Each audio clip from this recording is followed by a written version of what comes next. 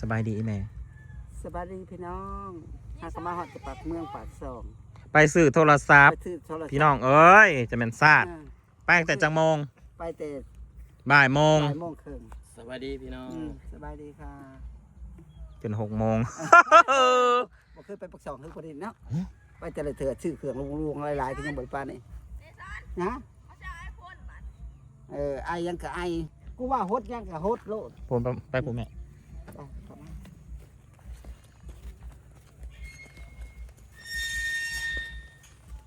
เมื่อยเด้นี่ยืนอยู่นี่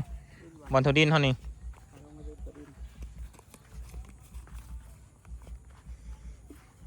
สิเปลี่ยนทงกับบ่เปลี่ยนได้แม่กูนี่เมื่อยน้ำแม่กูดิที่ไหนจะเปลี่ยนโนชิโนโนเอามีตัดมาให้แน่กับกระซามเด้อสิตัดมือใดกับบริตัดสิมาตัดนายพักเสียนไว้กับกระซามมึงดูแม่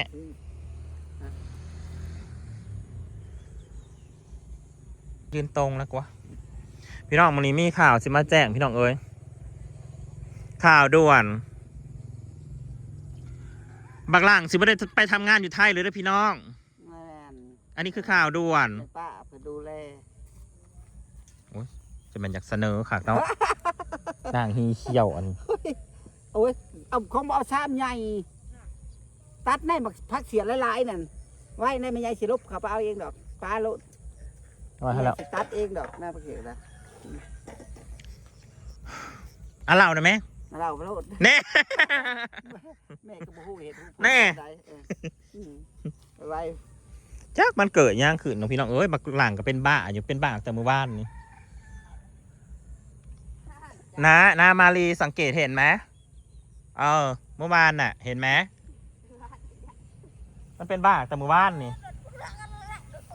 น้าแม่โดยเป็นบทสื่นบ่บ้านเป็นประตูเมื่อนี้ก็เป็นบ้าบ่ปากบ่จาบ่ว่าบ่จาเบิดมือกบหนาโกโซอยู่หนาบทสื่นหนาบ่บ้านก็เลยว่าโอ้ยถ้ามึงไปอยู่ไทยนี่มึงสิบ่เสียฉันบ่ไปเป็นจังซี่เขาสิไปกินข้าวบ่เนาะมันคือคนเฮือนเฮาได้เป็นบ้ามาผัดบ่จักเฮ็ดงานเหมือนซึ่งลึงอยู่เขาบอกยังกับบ่เฮ็ดนี่สิไปใช้กับบ่จักทางไปบ่เจ้าสิว่าได้ซะนะนั่นแหละจ้ะแล้วที่มันเหตุผลที่มันอยากไปไทยนั่นก็มีอยู่2อย่างคืออย่างแรกนะพวกเฮาเว้ากันกับแม่มันพ่อมันเว้ากันว่าอยากให้มันนี้จากยาเลยเสียไปอยู่ไทยอยู่ไปมันสิสอกบ่ได้ดอกลูกเราว่าโอ้ยก็จะแม่มันสันหาบักตัวนี้กับบักอื่นก็สิบ่แม่งดอกกับผู้อื่นนั่นคือสิบ่ใช่กับบักหลังนี่โอ้ไม่กูเบิ่งคากแล้วตอนกูจำกูด่าเนี่ยจะปากเปียกนะบอกว่าอย่าเด้อยังบอกอย่ายังเห็นตัวเองเป็นบ้าอยู่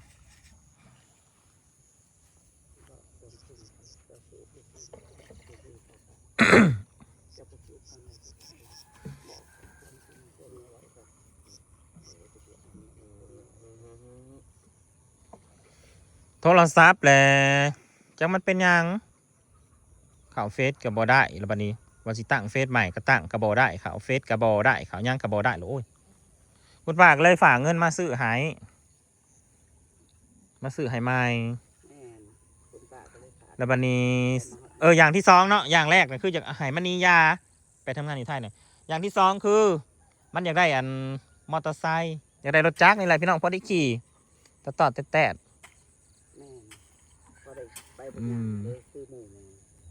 เพราะว่าสิเมื่อก็ให้บักโนไปส่งมีแต่บักโนมาส่งรถบักโนนะเจ้าสิตายฆ่าบักหลัง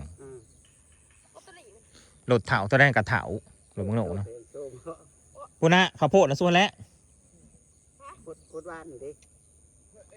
ใส่ปุ่นแล้วปุ่นนะไปใส่นะเอาขี่มูนะไปใส่นะซุ่มนี่นะทั้งลุ่มนั่นไปแม่เอาขี้หมูไปใส่กับแม่ใส่ข้าวนี่นะขี้หมู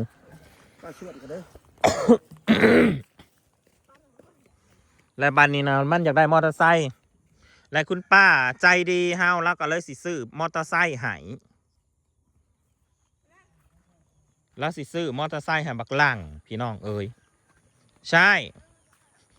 คุณป้าจะซื้อมอเตอร์ไซค์ให้บักหลัง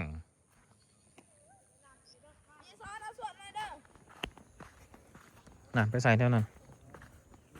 มอเตอร์ไซค์กับราคากับมือนี่ก็ไปเบิ่งแล้วก็เริ่มต้นอ่ะ28,000มี28,000แล้วก็33,000บอกหรืออีกอย่างนี่แหละแล้วก็50,000แล้วก็50,000กว่ามีมือหนึ่งมือสองอันนี้มือสองได้นี่นะ30,000กว่าเนาะก็สิดีแน่แล้วครับคุณป้าสิซื้อหายนี่แหละคุณป้าเลยบอกว่าถ้าได้มอเตอร์ไซค์ละสิบ่ไปบ่มันก็เลยว่าบ่ไปมันว่า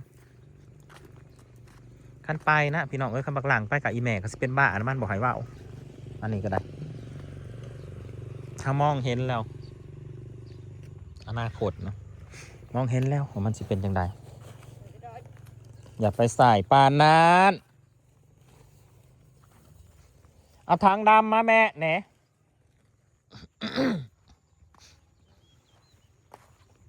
เวียมึงจะไปใส่ปานนั้นเวีย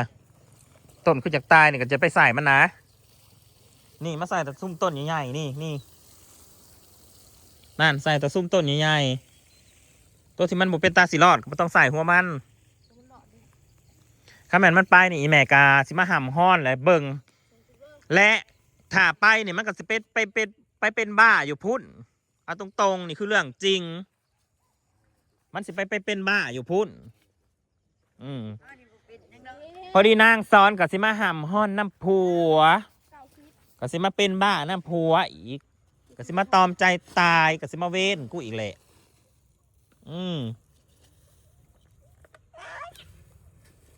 เอาลงอีกตัวนั้นนะไม่ซ้อนถึงเลขสี่แหละถึงสี่แท่งหรือว่าต้องถูก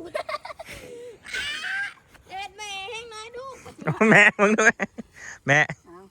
อีแม่ได้ยินอยู่มันว่าแม่คนละ50อันยังโอ้ย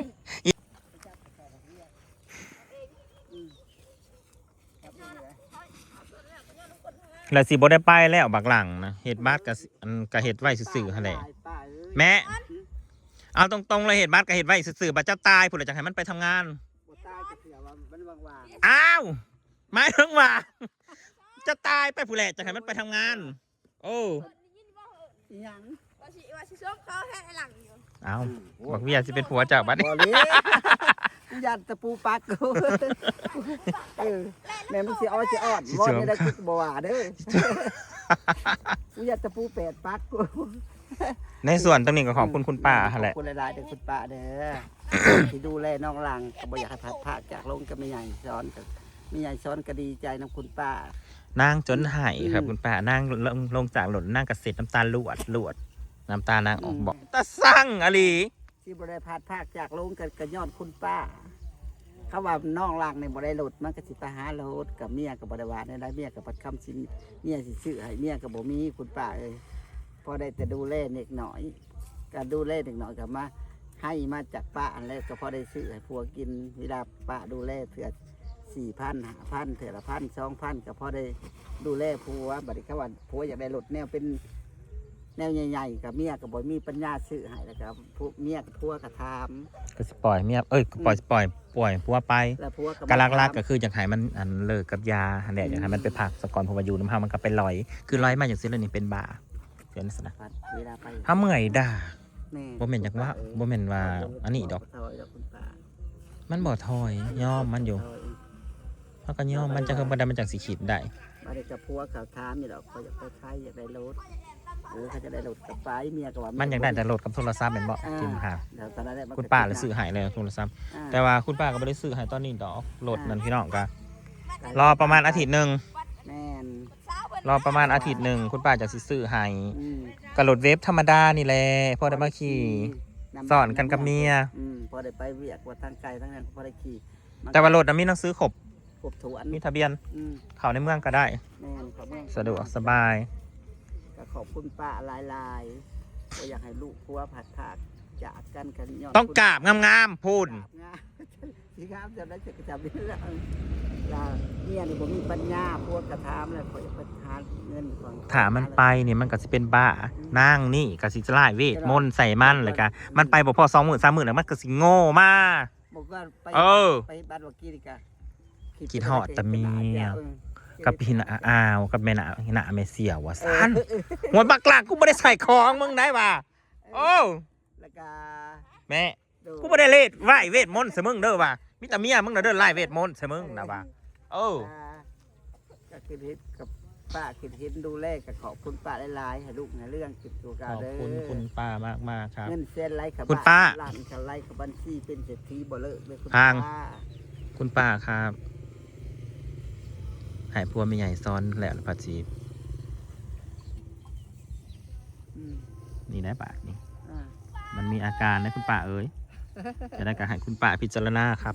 น้องแม่ เออ ดีบ่ดี อืม มีผู้ไปกลับมาอีกบากนั่นนะ แต่บอกว่าได้เนาะ อืม เจ้าบ่ทันเห็น แต่มันกลับมาก่อน อืม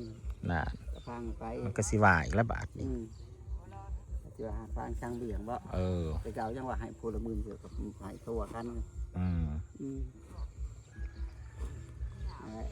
แต่ว่าคุณป้าเพิ่นนะก็ในกรณีที่เฮาไล่บักอ้วนนี่นะก็คุณป้าเพิ่นก็ยังหักบักอ้วนอยู่ก็ยังคิดฮอดคิดถึงมันอยู่เราก็บ่เคยว่าดอกแต่ว่าคันบักหลังไปเนี่ยเราด่า เราบ่อยากให้เลิกเราบ่อยากให้เลิกกับอีแม่ซ้อนโอ้ยเลิกไปมึงสิไปอยู่กับไผ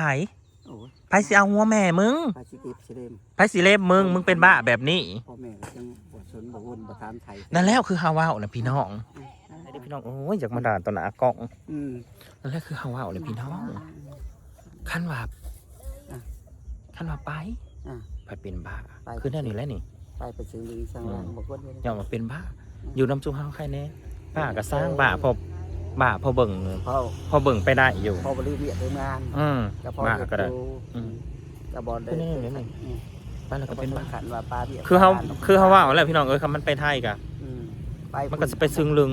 ขาดผู้ดูแลนี่ยังว่าเมียแนะนำ พอผัวซึ้งลึงกับทั้งเมียกับสิไล่เวทมนต์บัดนี้แม่หมดออกมาบัดนี้ แปลงร่างเป็นแม่หมด เออ นั่งพีดิบนี่ธรรมดาบ่